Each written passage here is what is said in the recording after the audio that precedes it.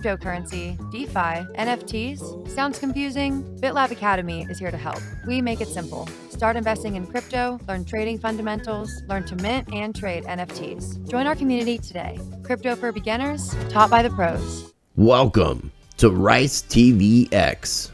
On today's Rice Report, I am joined by author and co-writer Mark Eglinton, who wrote the best-selling book, No Domain, The John McAfee Tapes.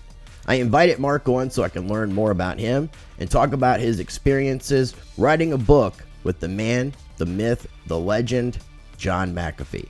Before we get into it, visit ricetvx.com and sign up for my mailing list so you never miss an update or new Rice TVX content. You will also find my various social media links and more.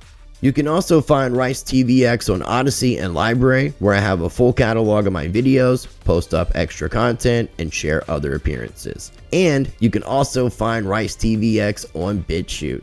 To support Rice TVX directly, you can contribute or send tips to PayPal, to Cash App, or cryptocurrencies via my Cointree link in the video description. Everything is appreciated. Another way to support what I do is by joining my Patreon channel, where you will get early access to some of my videos, exclusive content, and more. Get your free half ounce of silver. Take full advantage of my partnership with Money Metals Exchange in 5 easy steps. 1. Visit moneymetals.com. 2. Be a first-time buyer. 3. Purchase a minimum of $100. 4. Use the promo code RICE. 5. Get a free half ounce of silver, and it's an additional way to support the channel.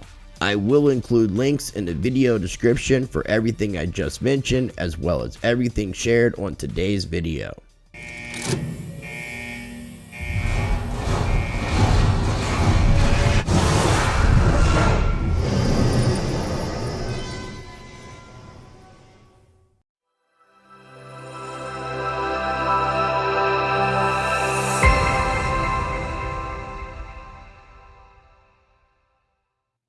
All right, ladies and gentlemen, joining me on today's episode of the Rice Report is author Mark Eglinton. He has recently written a book about John McAfee. It is called No Domain, The John McAfee Tapes. If you have not recently seen the interview that I did with Janice McAfee, we did talk about the book. And if you haven't seen my playlist of videos that I did with John McAfee with all the interviews that I did with him, I encourage you to check those out. But I'm definitely looking forward to this conversation because this is another individual who's gotten close with John and has a lot of insight, and looking forward to you sharing some information. So welcome to the show, Mark. Thanks, man. Appreciate it. Very, very happy to be here to talk to you finally. It's been a while, but we got here. So let's do it. Let's do it, my friend. So you are a Scottish author, ghostwriter. In your words, for people who might not be familiar with you, who is Mark Eglinton? Yeah, Mark Eglinton. Sometimes I don't even know. But no, basically, I'm a guy who used to be in business, has done a few things, trying to find my way, got to a certain crossroads in life when I was in my, late 30s, early 40s, thought, what do I want to do? I want to write for a living. How'd you make money writing for a living? Good question. Figured a way how to do it, got into music, which was my sort of path of least resistance, and then took it from there. And for the next sort of 15 years, I've been doing exactly that, mostly co-writing, which for anyone that doesn't know what that is, it's working with other people telling their stories, whether it's musicians, sports people, John McAfee as it was in this case. I've written a few books on my own, which are just my books, but the majority of my books are co-writing for other people. So that's the kind of ghostwriter tag. And that's what I do. I do nothing else. I'm usually working on 2 or 3 projects at once. I'm doing that right now. And the McAfee book was a kind of labor of love, labor of pain that took up most of 2019, 20, and 21. In fact, it still is taking up my life. And I'm very happy to be here to tell you all a bit about it. Well, you sent me a copy of the book, a digital copy, and I've been listening to it, letting the PDF read out loud, and I will tell you, just it's really cool listening to that side of John. I got to see a lot of that in my interviews, but we didn't really dig into the areas that you did, which was really cool. But before we talk all about the John McAfee thing, which is obviously the focus of today's conversation. I wanted to highlight, you've had some really cool books. Me and you had a conversation privately a couple days ago to kind of just get to know each other. And then we talked a little bit before we started recording. I was letting you know that I'm a big metalhead. I used to sing in bands. You've co-authored some books with KK Downing, one of the guitar players from Judas Priest, Rex Brown, the bass player from Pantera, James Hetfield, singer, guitar player from Metallica. It looks like Adam Nergal-Darsky, he was the singer from Behemoth, right? Exactly. Okay. And then there's a football player here too. Yeah, right? I mean, just to give people a bit of background to all of this, I got into the metal stuff because, as I was saying to you before the show, I've been a diehard metalhead since I was 12. And when you're trying to find a career into something, you look for what do you know? What can you write about? And at that time, I could write about metal. So you look for that path of least resistance, which is what I did, got into metal first. Smart. But once I got into it, I thought, well, I don't want to kind of typecast myself here and be known only as the guy that writes metal books, as much as I'd love to keep doing that for the rest of my life. So I tried to branch out into other things, got into sports, done a few sports autobiographies with people, soccer player, other sports. I love all that. I've done some business stuff. I've done some politics stuff. I've done books with people where my name isn't on the cover and, I'm in the background. I'm happy to do all of that. But the background to all of it is I just like talking to people and I like figuring out what makes them tick, what makes them live the lives they live. So I don't have, a specialist area of expertise. I like to think I've got a pretty general expertise, but metal was the beginning for me. And it's always been my first love, way above any other interest in terms of hobbies or anything like that. I still listen to metal today as much as I ever did when I was 16. So that's how it all began. And from there, you just find people that interest you. And John was one of those people. Now, I was looking up something while you were talking, and I appreciate you sharing that because that's a really cool story. And I was right. And I kind of stopped myself before we started recording about this. Nergal also sings in a non-death metal band. Oh, Me and That Man. Yeah, and that is a really cool band. It's very evil. Very, very, very evil. I think it's, in fact, probably more evil than Behemoth. Yeah, that's a good point. No, that's a cool thing. I mean, Nergal's one of these people. He's kind of a Renaissance man type of guy. Doesn't want to be typecast as the black metal, death metal guy. So he's got a bit of a fascination with Nick Cave as a person. That makes sense. Think.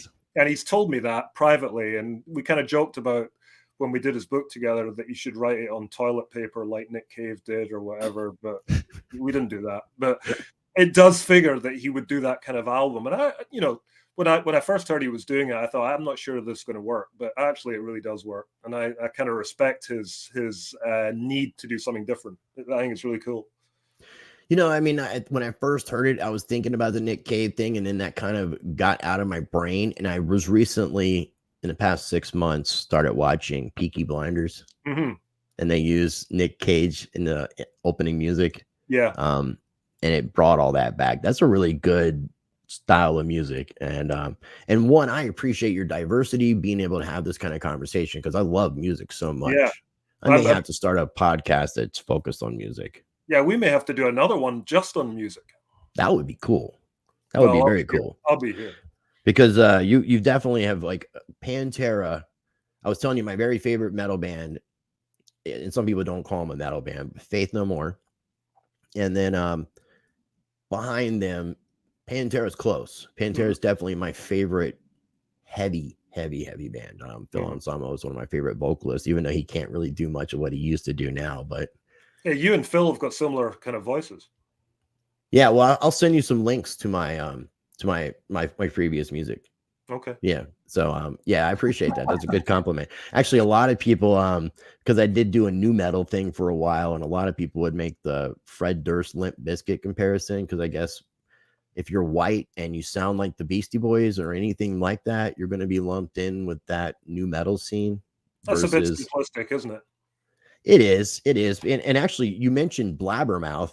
I had Blabbermouth years ago do a review on this particular band, and this is the funniest review. They said that we ripped off a Tool song. Did you? What kind of new metal band that sounds like Limp Bizkit would rip off a Tool song? You know, like I'm what sure. could Limp Bizkit write a Tool song? So You it's know, maybe Wes Borland could participate with the group, but maybe. the rest of the band I don't think could hang with the musicians in Tool. Hey, listen, while we're here, I'll give you a good Phil Anselmo story because, as I told you before the show, part of doing the book with Rex, the Pantera book, was me on tour with Down. Obviously, Phil was a With singer. Down, yeah. Yeah, and I got on better with Phil than I did with Rex. I still got on well with Phil. We communicate, but only on certain subjects by email. And the subject that we communicate on is boxing. Whenever there's a big fight on, no matter what it is, I know that when I wake up in the morning, there will be an email from Phil saying, what do you think's going to happen in this one? He's what I love about him. He's such a nerd when it comes to boxing. He's digging into European sort of really low grade heavyweight contests, naming really obscure European heavyweights I've never heard of. He's But like I that with love that. music. What's that? We never He, talk about music. I've no, I'm never saying, but he's like that with music, though. absolutely. He He's a brings super out the fan. obscure of everything. Yeah, I love that kind of person. And I think you're that kind of person as well when it comes to music. Just somebody who likes to sort of accumulate information and share it and be this sort of font of knowledge for stuff. And it's so bizarre because, you know, I've forgotten that Phil was in Pantera. I've forgotten that he's even in a band anymore. It's now just we talk about boxing, and that's it. That's all we ever talk about. And I never say, "Oh yeah, by the way, you rock, dude." We never. It's just forget it. It's just boxing. So it's good to make these kind of connections, and that one came up accidentally because of the whole Rex thing in Pantera.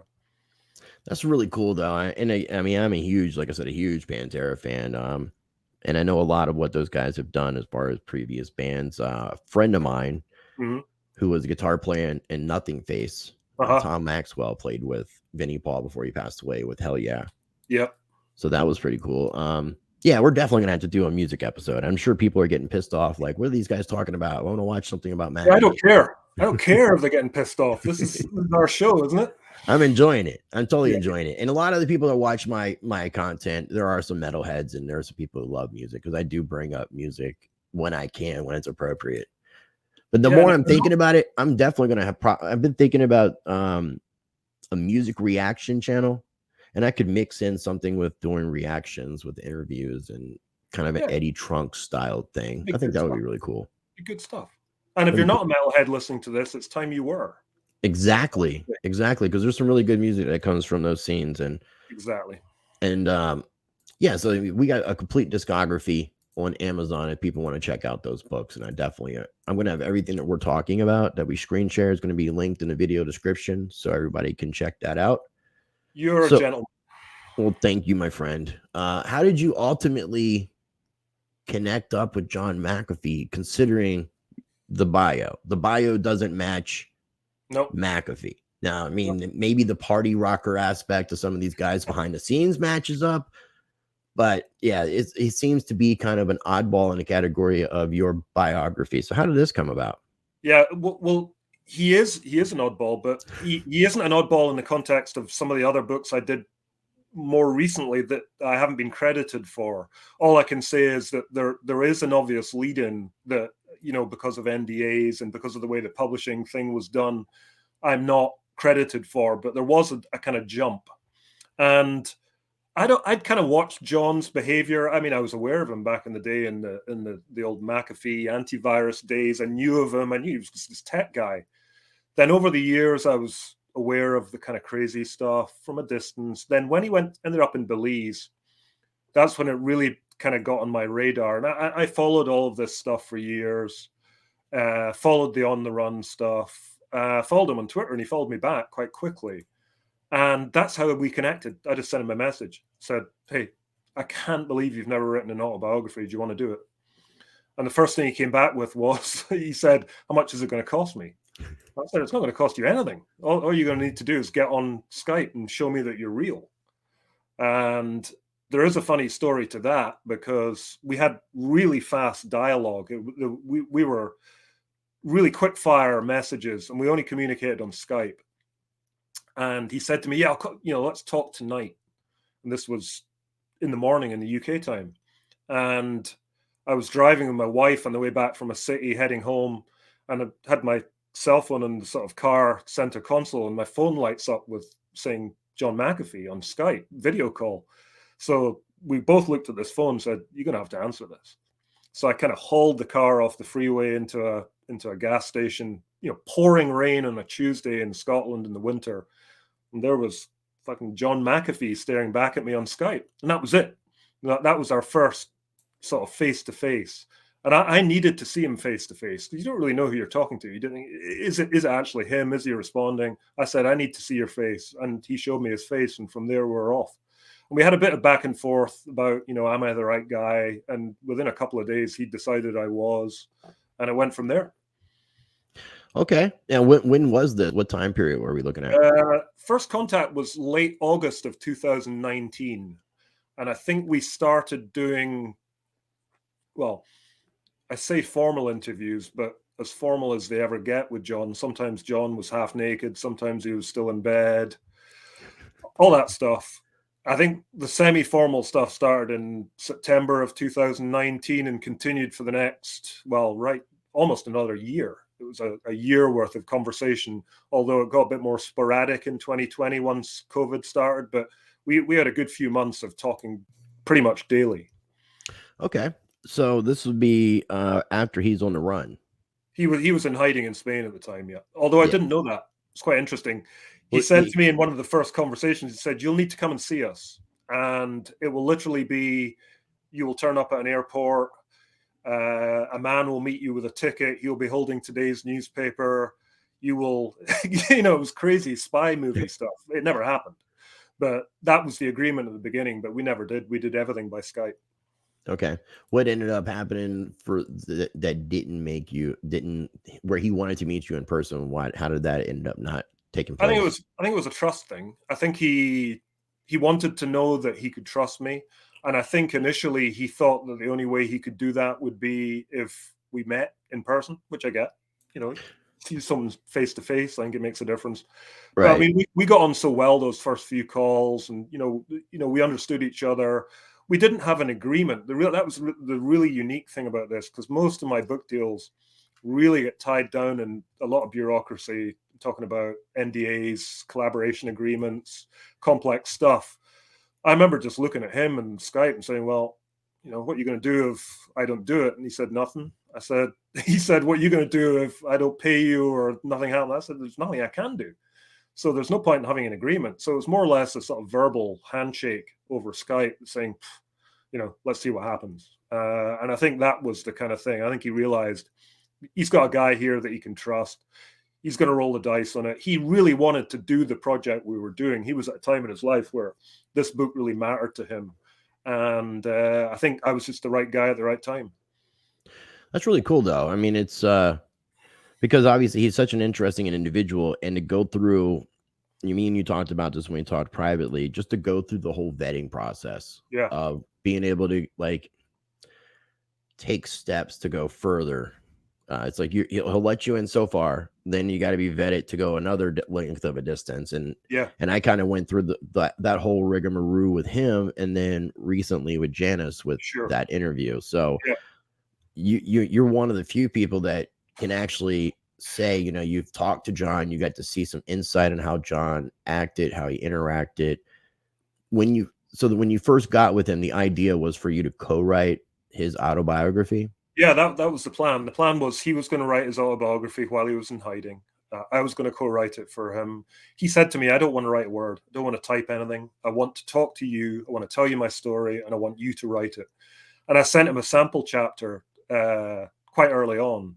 And I remember him replying, "Fuck, man, you are the man." And I remember thinking, okay, great. Because, if you're doing this, and I've been doing this for a long time, there's always that first moment when you send your client, whoever it is, whether it's a musician, whether it's John McAfee, when you send them the first iteration of their voice on paper, interpreted by you, there's that horrible feeling. Are they going to like this, or are they going to fucking hate it? And 99 times out of 100, it's okay, because I like to think I can get it down. But you just never know. And I remember sending it through to John thinking, well, this will either end today or we'll be going. And he came back and said, "This is great." So from that point on. You said that you'll never know. There's one thing I felt with John, and tell me if you had these experiences too. Because I mean, and you probably have had more conversations with him. You know, I do get to have that claim to fame of being able to say that I've interviewed him more times than anybody else with those 7 interviews. But I didn't know what to expect, which John I was going to get on any given day. Did you have the same experience? Not really. Was he consistent with who he was? Yeah, and I think that was down to the nature of what we were doing. I think he realized this was like once in a lifetime. This has to happen. And there was a couple of days where he didn't show up to interviews at all. And I remember sending emails and saying, "Where are you?" type of thing. I didn't get too stressed about that because I thought, well, listen, I don't really know what sort of duress you're under. I don't know what your circumstances are. I know you want to do this. And I just, rather than pressurizing him, I just let him come back. And he always did. And whenever he did come back, he was always the same. He was all business. And I think that's what's unique about this process, certainly in comparison to some of the interviews I've seen with John, because John liked to do crazy in his interviews. And he did crazy with you a few times. Yeah, where he would pretend like he was talking and words weren't coming out, or he would speak some weird language. He was all business with me, and I think he was all business because he had to make it happen. Yeah, no, I think too, like with some of these interviews, like with me and other people, that was in a way like his entertainment. Absolutely.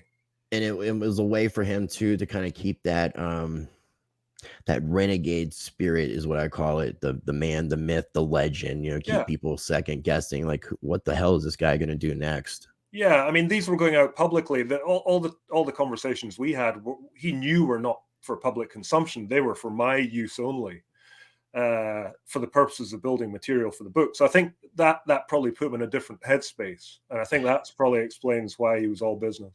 Now, how many recorded conversations and hours do you think you have of material that you had gathered from him? 40, 50, 60 hours, something like that. Okay.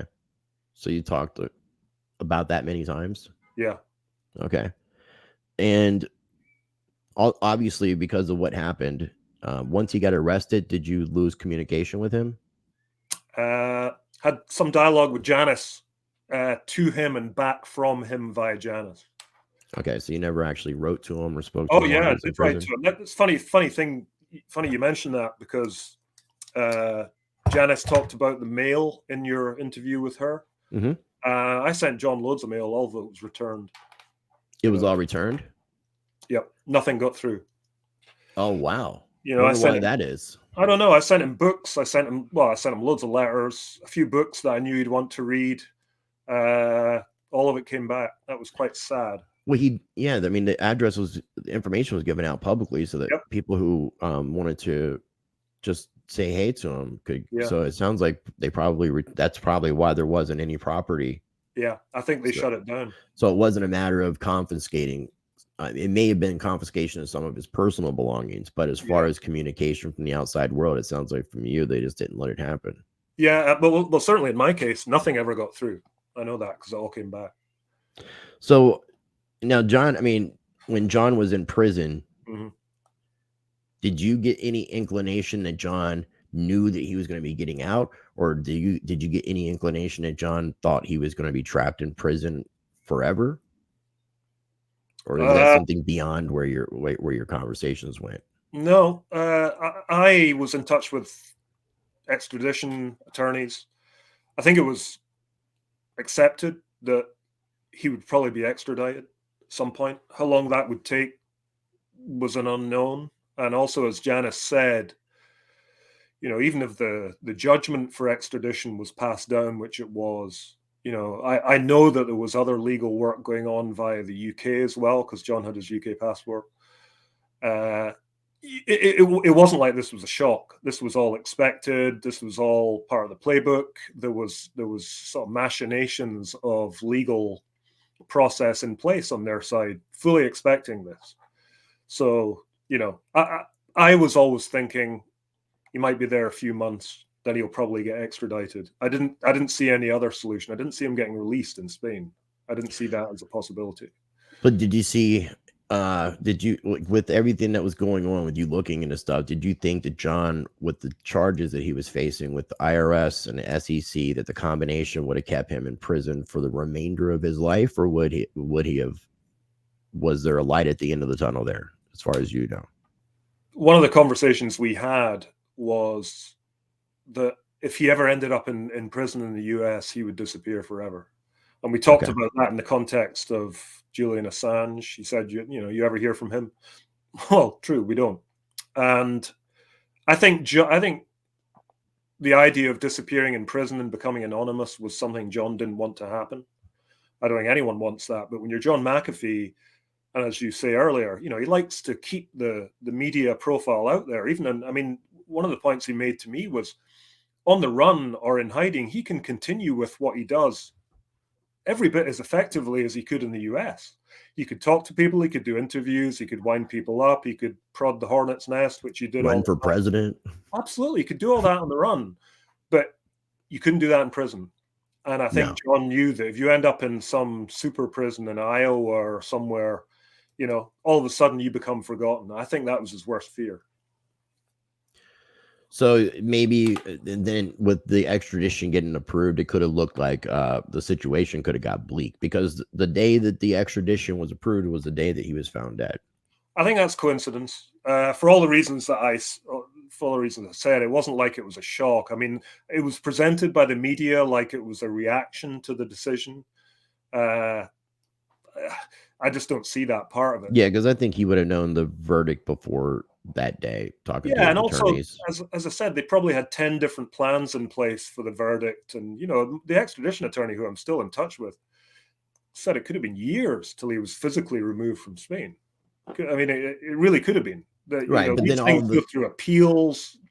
all the time in Spain, that would have counted towards his Yeah. sentence. And I don't think his sentences would have carried time for the remainder of his life. But if what you're saying, if John felt that if he would have gotten into the American prison system, not only something could have happened to him, so that Yeah. would have, so that could kind of come into play. Because I do want to ask you, some questions about the suicide, but before we get to that, the Yeah. book was supposed to be an autobiography. That was the Yep. focus. Yep. Obviously didn't get to happen. Yep. Was there and I want to ask, because you released it in a particular form, but not an autobiography form. Did you have enough material to actually complete the autobiography, or is that the reason why you took a different direction with the book? No, there was a specific reason, and that was that we had a publishing deal in the States, US publisher, ready to publish the autobiography. And it got down to the sort of the hard part of contracting. And the publisher were saying, okay, so where do we send John a contract for him to sign? What's the mailing address?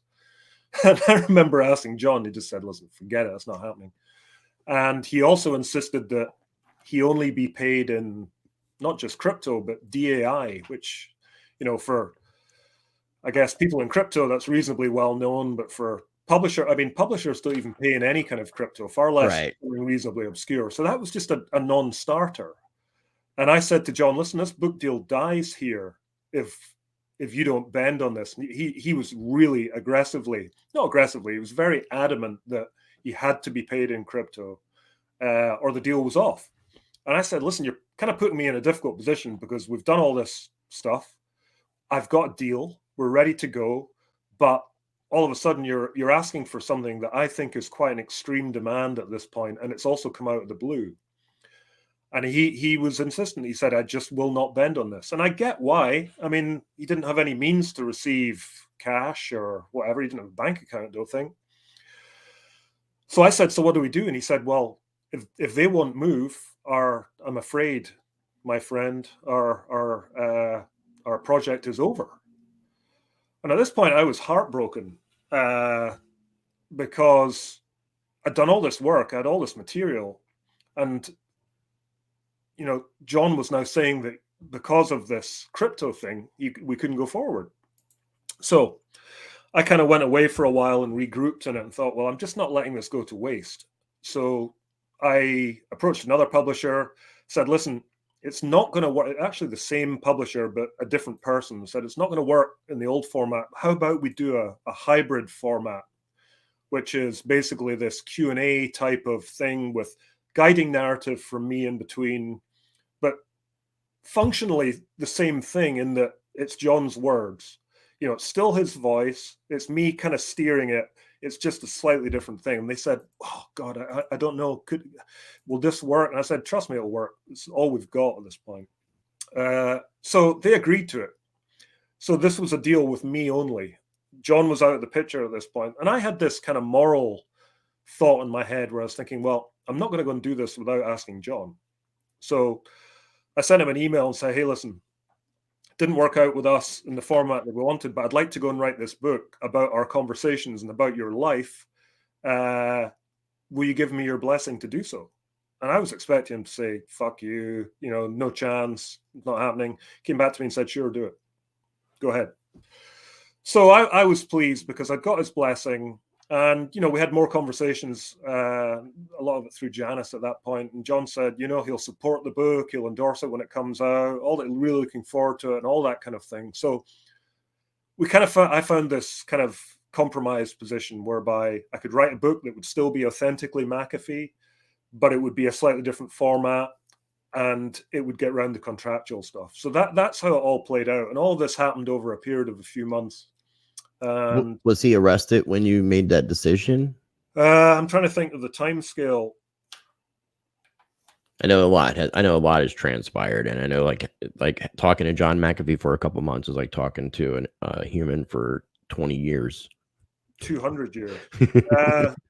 Yeah, no, I think no, he wasn't. He hadn't been arrested. I think that agreement to do that was made in the summer of 2020.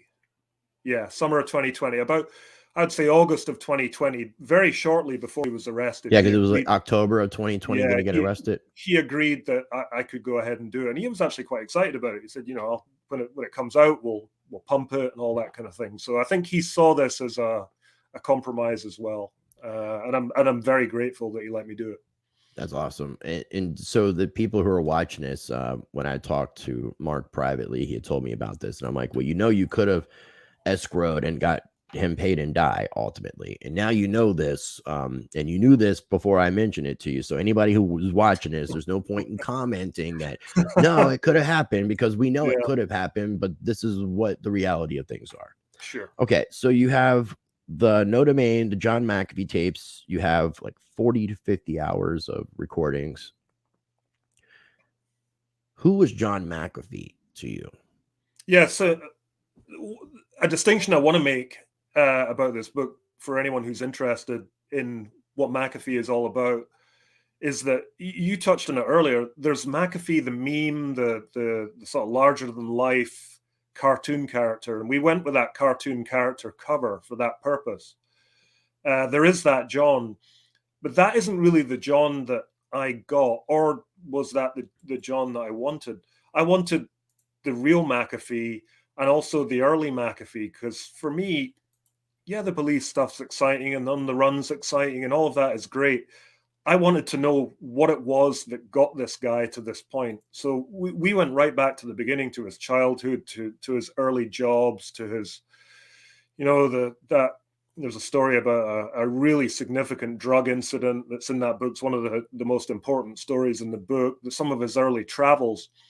I needed to know who this sort of man was. And for that reason, a lot of people have asked me, oh, why is there not much about crypto? Why is there not much about having sex in hammocks? Why is there not much about, you know, all that stuff that's the kind of dramatic stuff? That just wasn't the John that I ever really experienced. We touched on bits and pieces of that.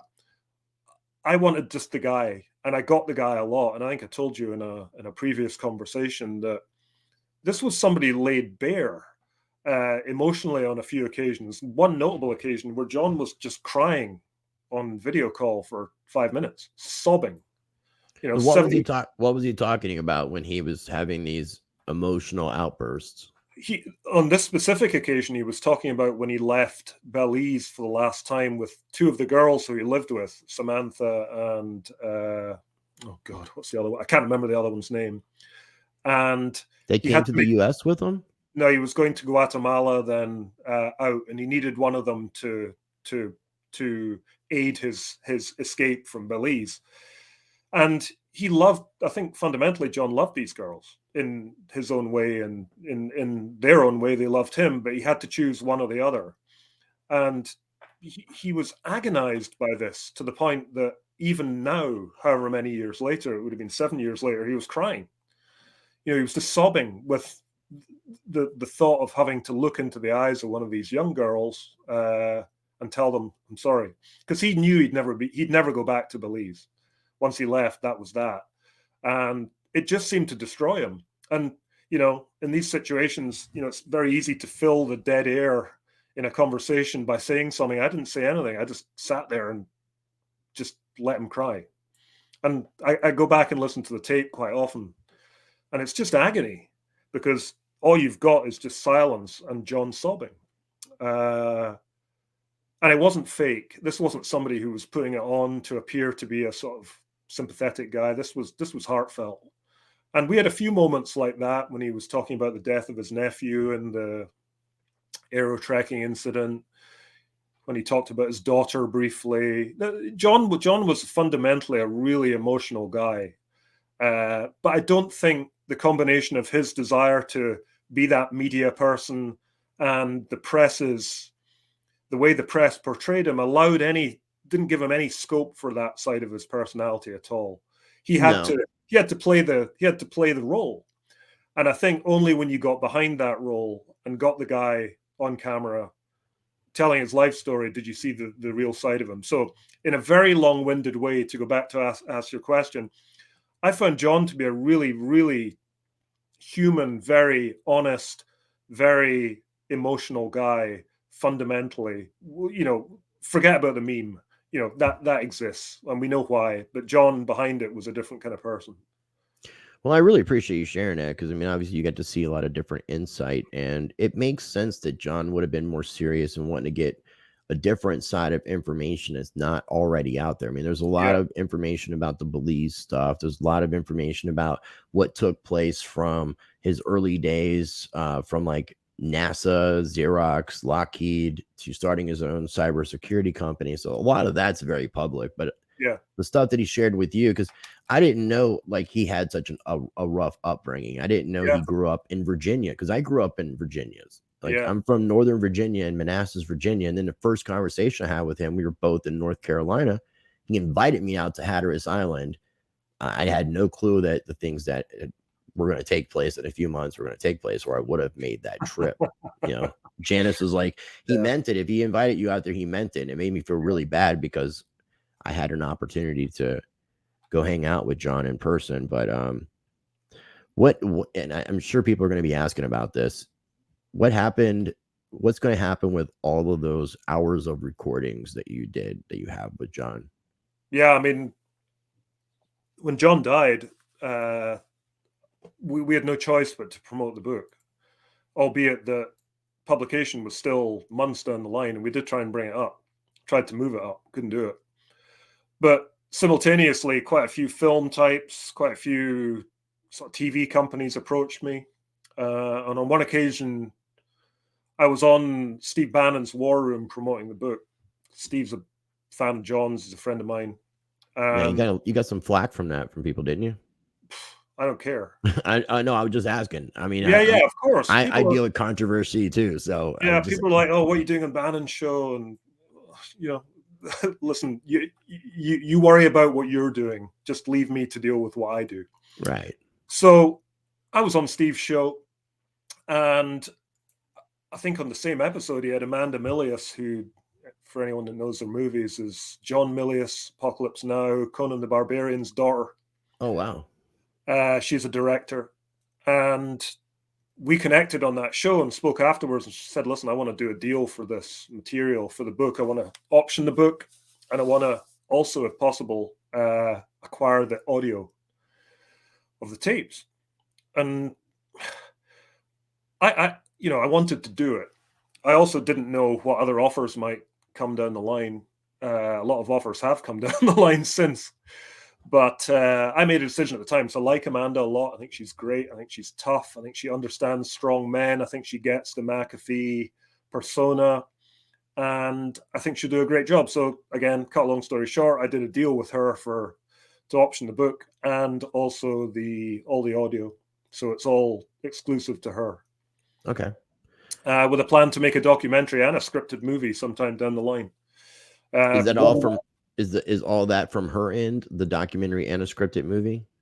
Yeah, the documentary. She did a Trump movie called The Plot Against the President, based on Lee Smith's book, which was excellent. So I think the McAfee documentary will be something of that feel, and I think she'll use her connections to extend the next part into the scripted side of things, and that obviously allows a completely different type of approach, because when you're tied to the facts with John, it's a bit more difficult, but when you've got latitude to be a bit more creative, I think there's a different thing. So I think the two will be radically different, but probably both very worthy. So let's wait and see what happens. Yeah, I definitely look forward to seeing what comes out of that, because I would like to see some of that material. I definitely got to see different parts of John, but I didn't get to see that side of John, and it made sense that I wouldn't. So I just feel a little jealous in a sense that I didn't get to know certain aspects, but I know how guarded he was. Yeah. I still had a special relationship with him, which was I can't thank enough. I mean, for him to, in interviews, to vet me and tell people there's a reason why he doesn't tell me no, and he's done so many interviews with me. I mean, stuff like that is just priceless. I mean, like you were mentioning when we talked privately, regardless of what you may have gotten for the rights of what you had recorded for your interview and the movie rights, your experience with John was something that's invaluable. Am I saying that correctly? Yeah, 100%. I mean, yeah, you just can't put, you've just said it, you can't put a value on it. I do this for a living. This job that I do it for a living. I've got bills to pay just like anyone else. But I also do it because, who else gets to do this kind of thing? And it's the same with what you're doing. Who else gets to sit on interviews with people and speak to people like John McAfee? These are the kind of things that make life rich, much more so than money. That's not to say that I don't have to make it pay, but when you look at it all, and whether I like it or not, my life and John McAfee's life will always be intertwined via this book we did together. The same applies to everyone else that I've worked with. Whether they want it or not, we will always share something. And to me, that's what being in sort of creative work is all about. And if the movie or the documentary makes a few dollars or whatever, that's great, but that isn't what motivates me, and it's not what motivates me to any project. I don't go into it thinking how much money can I make from this. I go into it thinking, well, A, how interesting will this be? How much will this improve my life? And B, what can I learn about human beings? And when you talk to someone like John McAfee, you'll learn a lot about human beings. And that's one of the points I want to make, because I think I got more philosophy and insight onto life and the human condition out of John McAfee than I have out of anyone ever. Wow. That's what I'm saying. I'm definitely looking forward to seeing and hearing what comes out of the documentary and possibly a scripted film. Do you have any other material to release another book, or have you kind of given the rights away where you can't continue that route? I don't think I would anyway. I didn't know if there was like anything else that you thought maybe in retrospect that you wanted to include, and there might be like a second edition or something like that. That's a good question. I think in this situation, I was time crunched to get it finished, and I remember cutting some stuff that I thought, is this necessary? Would this make it any better? And that's always the question you ask yourself when you're writing books. Is this going to really add to it or not? And I did cut some stuff, but it wasn't that much, and it certainly wasn't enough for another book. But also, there will be other books on John. I hope there are. I'll read them when they come out. I was quite happy just to let this be what it is. This was a time capsule. This was just our conversations over that period of time, frozen in time forever. it wasn't anything beyond that. It wasn't anything before it. It just was what it was. And I'm quite happy just to put it out there into the world and say, well, you know, that's it. You know, any questions, I'm here, but that's the book. Take from it what you want. And the funny thing about it is that I think the book can be read on a number of different levels. You can read this book as a beach read and just be really superficial about it all and say, hey, this is fun. This guy was crazy. But if you really look closer, John leaves breadcrumbs all over the place about so many things about life, about politics, about how the world works. You can read this book in a couple of different levels. And, you know, a few people have said that to me in reviews and comments and stuff. That makes me feel good about it because, well, it wasn't intentional. Let's put it that way. That's just how it happened. And, Right. you know, I'm just happy to leave it as it is. Well, I mean, I think I'm in somewhere in the middle of the 3rd chapter. And I mean, I'm fascinated by it. It's really a good book. And it kind of reminds me, you know, of a conversation. Yeah. Is that, I mean, obviously it's a John McAfee tapes. Is that how you would describe it to people? Is that just basically it's kind of like a transcription of your conversations with John? It's not quite that simple. But yeah, no, you fundamentally are right. But I used to name the John McAfee tapes because I don't know about anyone else. If you're from a certain era, and I know you are, because you're an old guy like me, the idea of a sort of dusty room with a cassette tape playing with a voice echoing across the room or something fascinating about that. You know, you go into Netflix or something, one of these Marilyn Monroe movies or the Kennedy stuff. There's something really fascinating about that. And I just thought, if we call it that, it's going to drag people in a little bit. Let's think, well, what's on these tapes? This sounds great. It's fascinating. They're not tapes. They're actually iPhone voice memos that I recorded off Skype, but that doesn't matter. But it ended up being, okay, I've got all this material. When you read the book, I ask him questions and he answers them. But that's not exactly how it always played out. I had to create questions along the way in order to fit the answers somehow. So it wasn't, people have said, oh, you just transcribed this. In fact, one of his relatives who takes great pleasure in trolling me on Amazon said, nice. oh, he just copy and pasted. Or it's like, dude, if you honestly knew how much work was involved in making this happen, you wouldn't be saying that. But yeah, it was a real sort of, I really had to mangle this stuff because there was so many segments, and it's not like we talked about the same subject for an hour at a time. John went off at 100 different tangents. I imagine. I had to pull it all back into place, filter out this section on that. You know, I had to take notes about what he's talking about here so you can connect them in different conversations. I'm not talking myself up here, but trust me, it wasn't just a case of transcribing. It was it was an arm wrestle.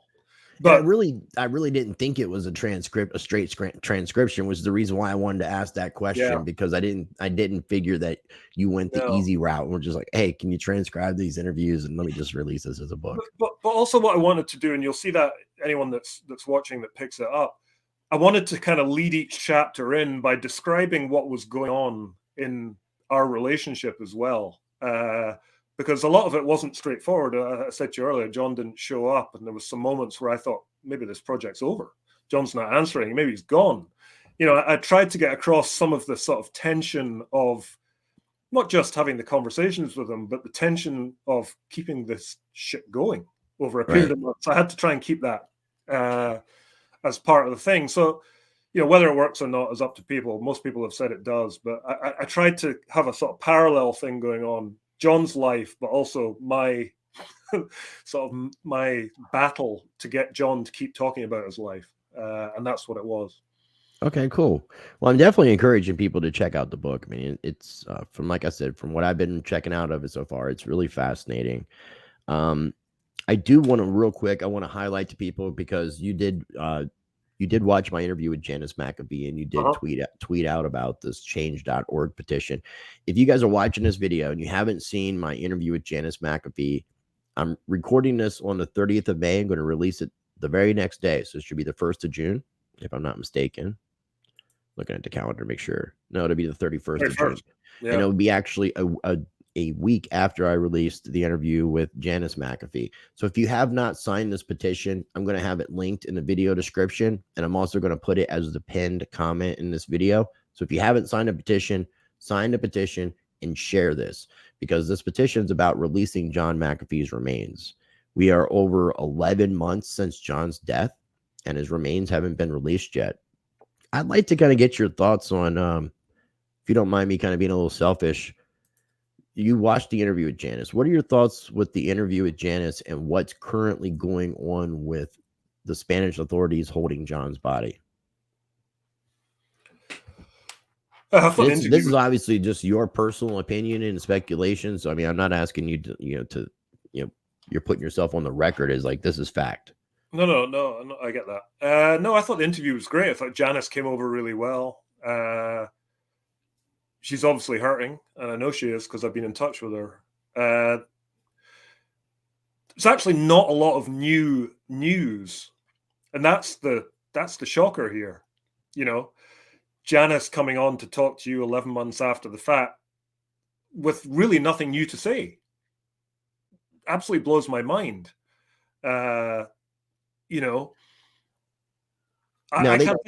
think of another situation where somebody dies and 11 months later, I mean, let's forget about the sort of procedural legal stuff. Just on let's look at human rights.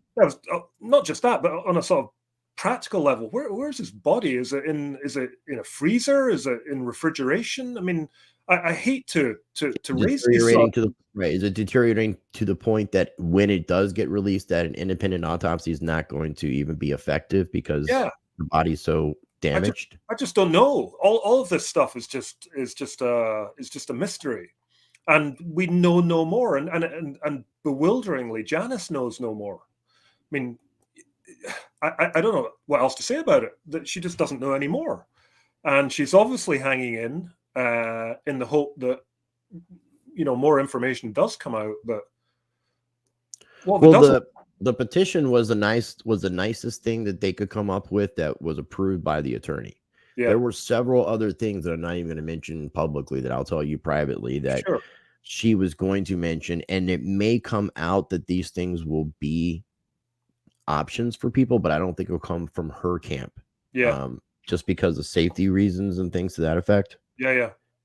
Do you, since you spent so much time with John, you have a little bit of insight from a different direction that other people don't have.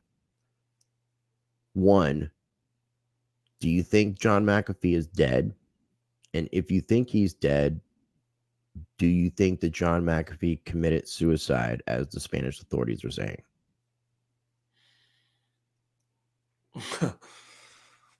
Well, listen, if anyone can pull off not being dead, it's John. I mean, one of the quotes he gave to me was really, I mean, I think about it every day. He said to me, misinformation, there's nothing more valuable than misinformation. And he started talking about war, making your enemy think you're on the other side of the hill, making your enemy believe you are dead. That is powerful stuff. That's a quote. That quote ended up on the back of the book or some other place in the book. I can't remember. And he's right. John knew all about misinformation. Not only that, John had faked a stroke, faked a heart attack, done God knows what else previous years. You're talking about the heart attack in Dominican Republic? Then the stroke in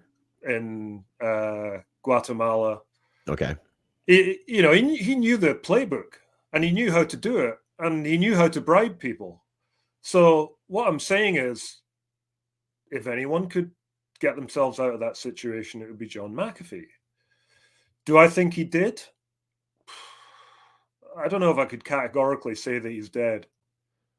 I couldn't say it with 100% certainty. And a huge part of me really wishes he isn't. But did he commit suicide? Around the time I didn't think so. But over the months, I've come around to the fact that that's a possibility. And I go back to what I said to you at the beginning of this conversation about prison and removal of profile and all that kind of idea. I think that would be what would, John was a pragmatist. He would look at it and say, okay, listen, I'm 75 years old, whatever it is, had a good life. He understood what a good life was. He knew he'd lived one. he might, I mean, he'd been in there 8 months, lost a lot of weight, probably thought this is going to be a fucking hassle the next few years trying to figure out all this legal stuff. Do I really want to go through it? That question would have come into his head. Whether he would have done something about it in terms of taking his own life, I don't know. I couldn't rule that out totally either, I have to say. And I know this is where Janice and I will disagree. And she's, you know, she is absolutely more qualified to pass judgment on it than me. But I also know through my conversations with John that he looked after himself first and foremost, always. Well, there was always a trust factor with John, period, with anybody. And Janice too. And Janice was hired.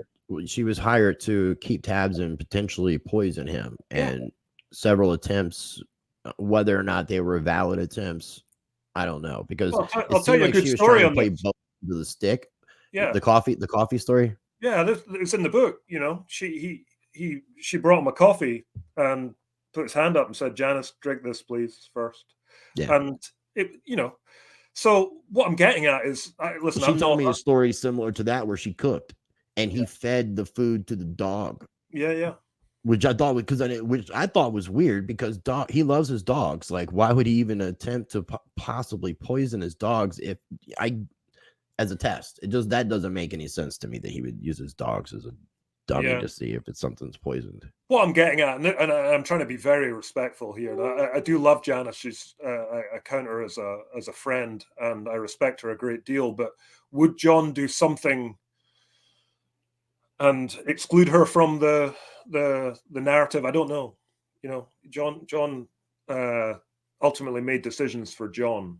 Right. So I don't know. But they remained together though, pretty much since 2013, right? Sure. 2012, 2013, somewhere around it. Few bumps along the road, and I think the divorce thing was an anomaly. The 2019 thing, you know, I know the family have made a lot of that, and I think it's a nothing. I don't think it means anything, you know. Yeah, because they remained together. Yeah, exactly. That's my point. I mean, it didn't change anything materially in terms of their relationship, and it may be done for reasons that we don't know. You know, whether they were financial, I don't know. But I thought maybe it was and I'm sorry to interrupt. I thought maybe it might have something to do with. I thought when he was originally charged for the IRS charges, she was charged as well. Yeah, it could be she liability. was married to him. She wasn't working, so if she got divorced, it would technically take away that liability. Correct. I mean, it could be any number of these things, and I don't think it matters because, as you say, they were together. They were clearly in love. Etc. So I haven't answered your question. I don't have the answer. No one really does. I just wanted your thoughts on it. No, I do. I think he'd still. I mean, I think if I had to put it on percentage basis, 10% he's still alive, 90% he isn't. Did he commit suicide? I would be in the 60-40% for category in that. For him possibly doing it, 60%. Yeah. Okay.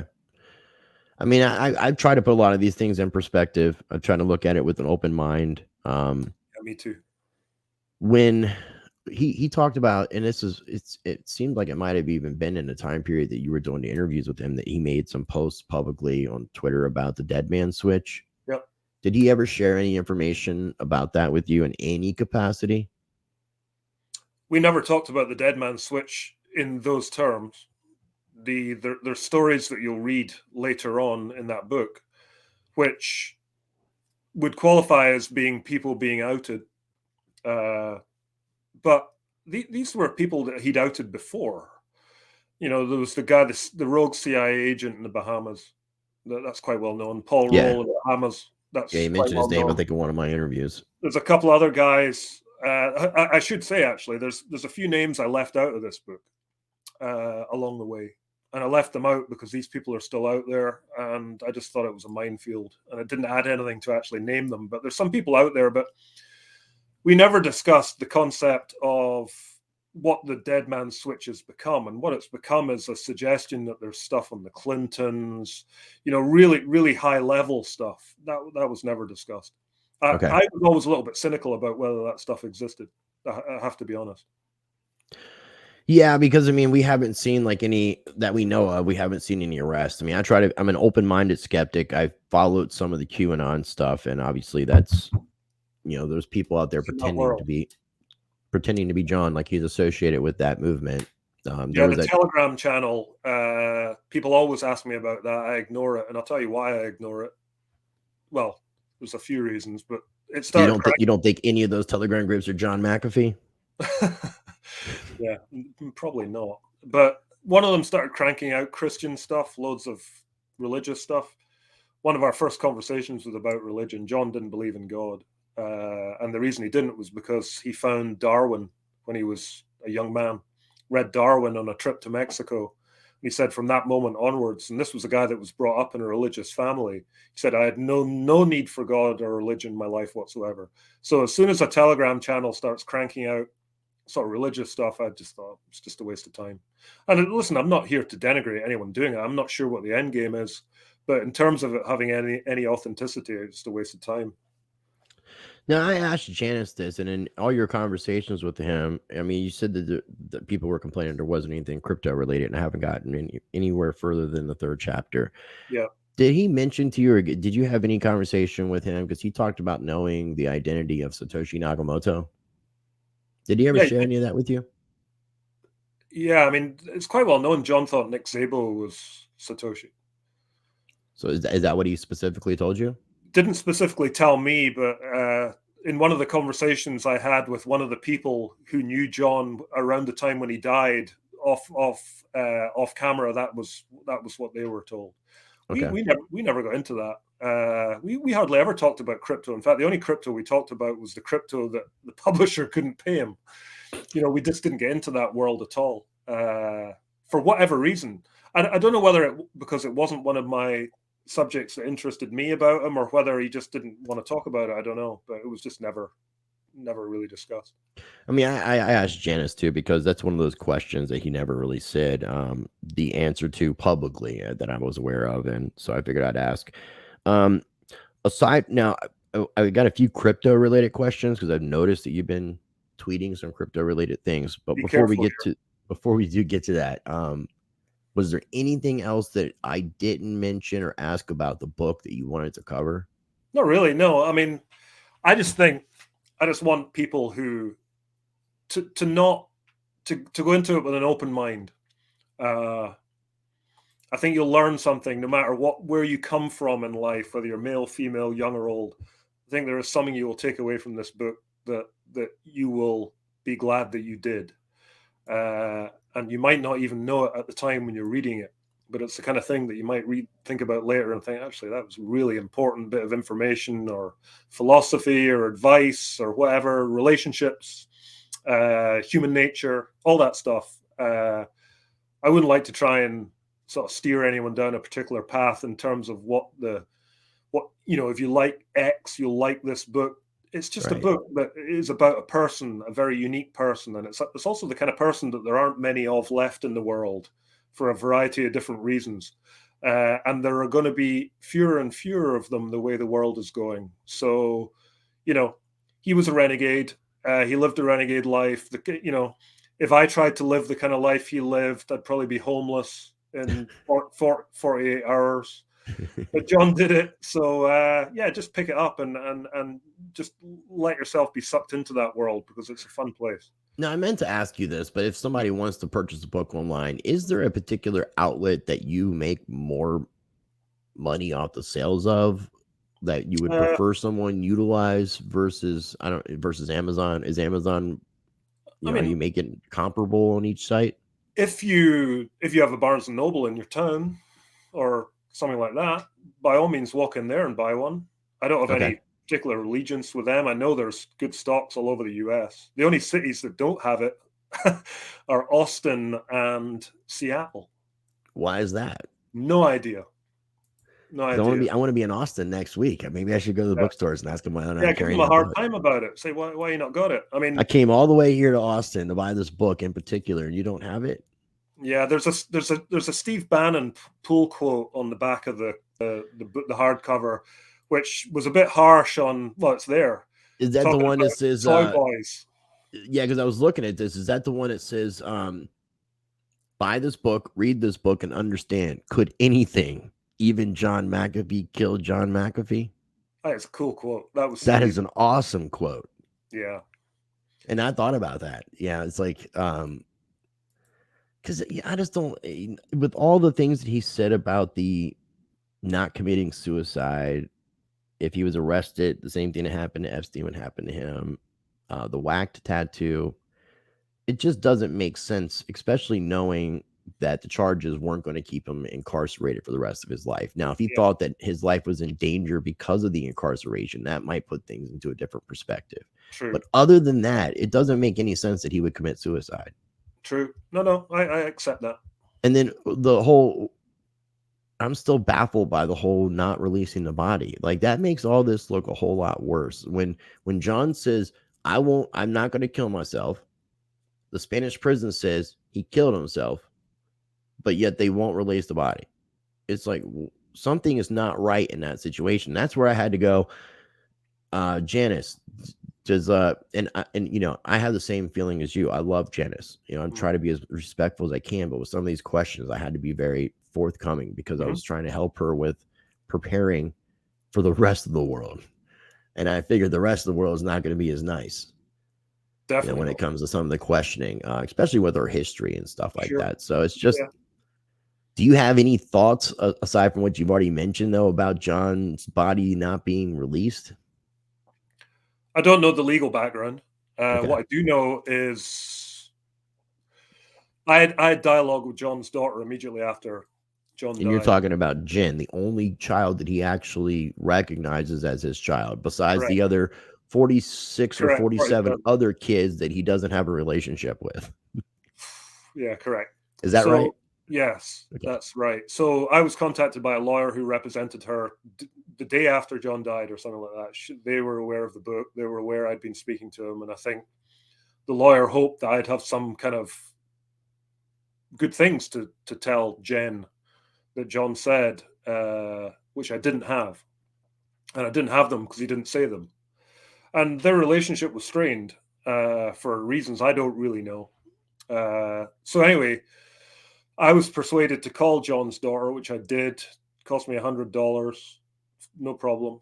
And I talked to her on the phone and gave her comfort and all that kind of thing. And then it got weird because she started accusing me of siding with Janice and all this kind of stuff that just didn't make sense because there's no side here. I'm just the messenger. I'm writing the book. I work with John. I've got a relationship with Janice. You know, she asked me to call her, and I did. I don't know what's going on in terms of their approach to all of this. I just and this is only my opinion, and I've felt this for a while, that the book just didn't give her the kind of emotional win that she was maybe hoping for in terms of what John might have said about her and their relationship. It just didn't do that. And I think it would probably, you know, if I was in her situation, I would maybe lash out at the guy that wrote the book as well. That's just my, it's the only way I can try and reconcile the way that relationship between Jen and I has gone, because we just don't have any contact. And, you know, I thought I was doing her a favor by even communicating. I didn't have to. So Right. I don't know what's going on in the background legally. I know Janice said she hasn't had any contact and all that kind of thing, but that doesn't mean there isn't anything going on. I hadn't actually heard that Jen and her legal side had given up their claim. You Is it haven't heard that? well? Is it as formal as that?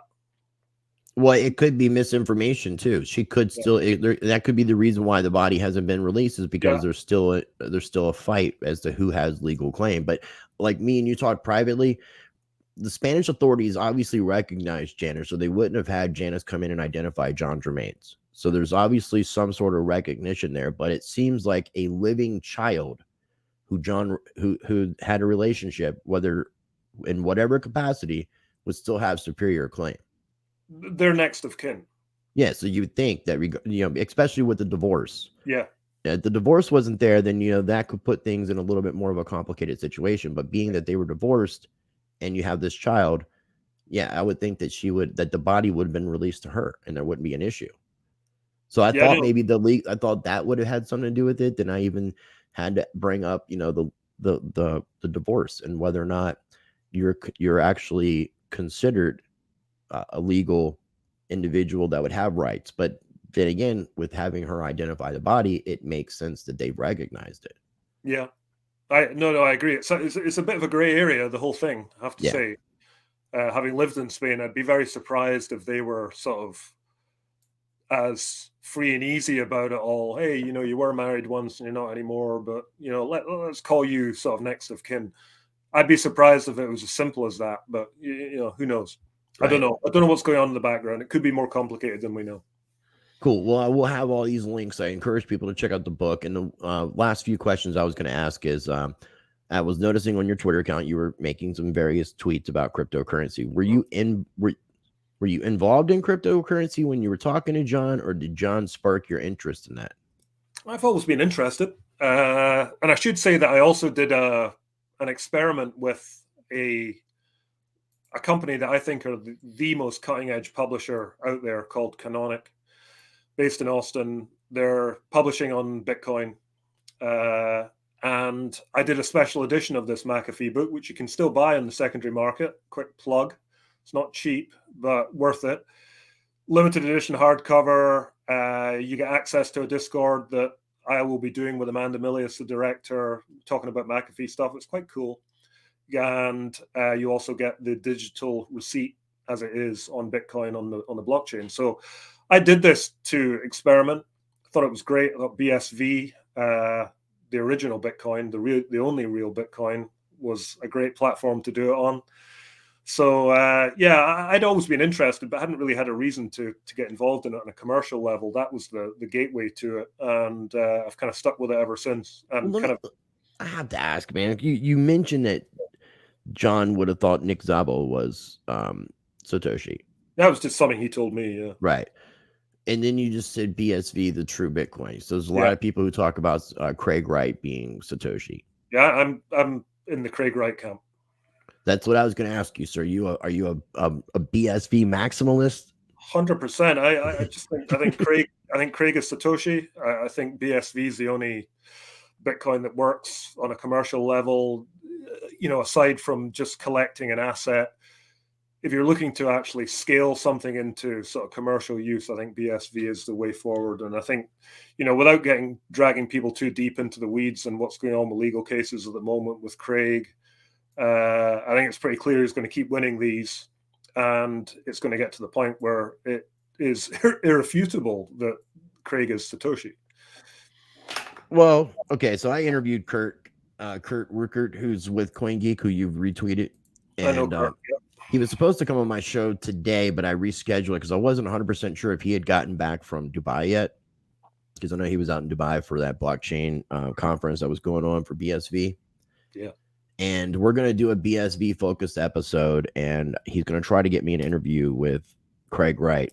I would love for you to, if you're talking to Kurt like that, maybe you can co-write a book with Craig Wright. That would be an interesting situation. Has that crossed your mind yet? Watch this space. Is it already happening? Is this something that's already going on? It's not going on yet, no. Have you spoken to Craig about it? I haven't spoken to Craig about that. You have or haven't? I haven't spoken to him about that. Okay.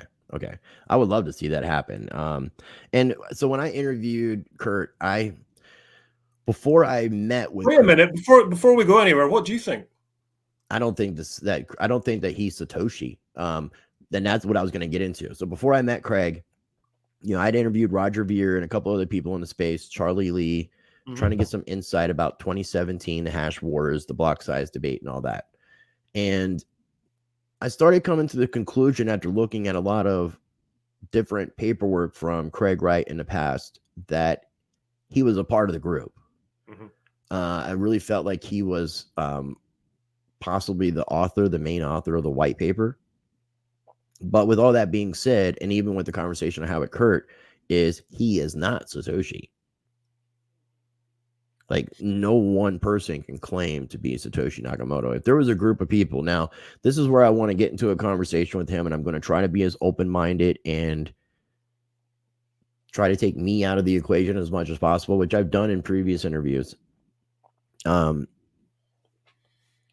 My actual honest thoughts are Craig is such a prick. I don't want him to be Satoshi. It takes away everything that I believe in what Bitcoin was created for. I actually like Craig. And I'm saying this on what he has presented publicly now, and I'm not saying anything negative about his person as far as, because I don't know him. I know he's high spectrum Asperger's. I just don't like the way he portrays himself publicly about some of this stuff. I think that's a product of how the press have treated Craig. And that could be, because at the same time, I do know like what the press, especially the crypto press, did to Roger Ver too, because a lot of the crypto press is just like the mainstream. It's controlled by a small group of people. And you got the digital currency group, which is very much against Craig, very much against Roger and all these people. So they put out negative media attention on these people to try to minimalize their opinions. Yep. That's pretty much it. Now, if you take Craig Wright out of BSV, and I know people say you can't do that, but if you just look at the technology minus the people, that's what I'm trying to get interested in learning more about, because it does seem like it does work in a lot of ways. One thing that Craig said in an interview on Kitco News about a month and a half ago was that every single blockchain could run on BSV and it wouldn't congest the network. I think that's true. I'd like to get him to explain that to me, because I talked to other coders and other developers. There's like no way there's no way that's going to happen. I think Kurt will be a good place to start. I mean, Kurt's a encyclopedia in this kind of stuff, and I think we had a really good me and him had a really good. We've already put out one conversation. It was more of us getting to know each other, talking a little bit about BSV, talking a little bit about Craig, a little bit about Calvin, and then we talked about doing a BSV focused episode, and he talked about connecting me up with Craig, and we've been talking about this since January. Craig's a busy guy.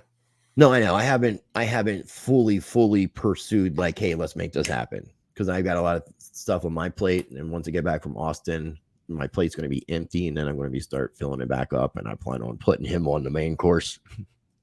That's the plan. That'd be great stuff. I'm just an outlier in all of this. I'm just kind of lurking in the shadows like I always do. The shadow man.